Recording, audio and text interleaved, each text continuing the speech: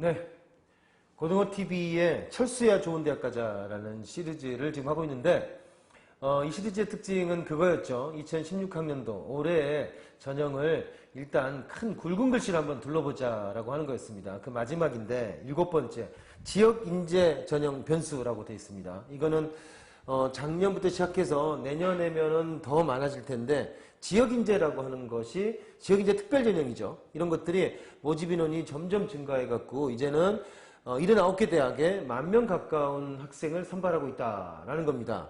그런데 지역인재 전형은 말 그대로 그 지역에 있는 학생을 우대해서 뽑겠다. 다른 학생 오지 마라. 라고 하는 겁니다. 이게 뭐라고 해야 될까요? 그러니까 어퍼버티브 액션 혹은 역차별일 수도 있죠. 하지만 누가 아무도 얘기 안 합니다. 왜냐? 지역이 너무 낙후돼 있어서 우수한 학생들을 좀 지역에 묶어놓자라는 그런 의미를 두고 만들어 놓은 것이 지역인재 특별전형이라고 하는 겁니다. 사실 이게 학생들을 뭐 이런 거 해가지고 한다고 해서 뭐 나라가 균형 발전이 될까요? 그건 안 되겠죠, 사실은. 왜냐? 그거보다 더한 걸려도 균형 발전이 안 되고 있는 상황인데 뭐 이거 정도 한다고 해서 될까? 뭐 그럴 리 없죠. 하지만 어쨌든 뭐 그런 노력이죠.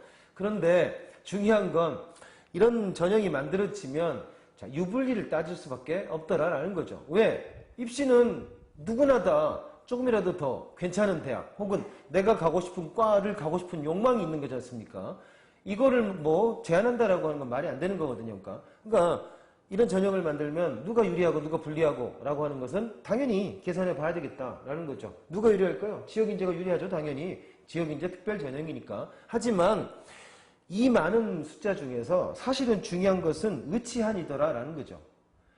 얼마 전부터 의대에 가려고 하는 학생들이 뭐 많았습니다. 뭐 예전에도 많았지만 요즘은 이제 의전이 없어지고 학부로 전부 다 그 인원이 내려오게 되면서 의대 인원이 굉장히 많이 늘어나고 있습니다.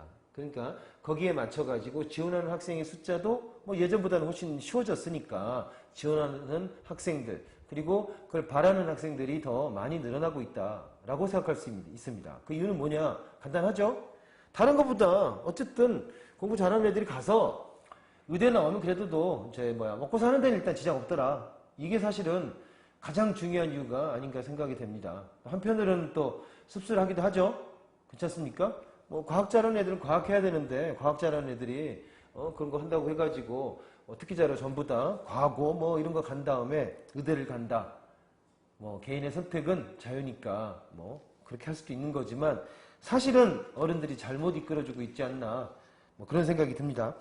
그래서 중요한 거는 지역인재 전형에서 유불리를 따져보면 결국 의치해가 문제가 되더라. 의치하니까가 2016학년도에 지금 이렇게 작년보다 한두 명씩 이렇게 늘어나서 숫자가 이렇게 늘어나 있습니다. 그래서 올해도 역시 지역인재 전형이라고 하는 것을 굉장히 주시를 해봐야 될 거는 봐야 될 학생들은 뭐냐면 지방에서 전교권에 있는 학생들 이런 학생들 내신 관리 잘하고 그리고 그 안에서 경쟁을 하기 때문에 지역인재 전형 같은 경우가 훨씬 유리한 그런 전략으로 활용될 수 있겠다라는 겁니다. 보시면 마지막에 나와 있는 거 646명 한 100여 명 정도가 작년에 비해서 늘었죠.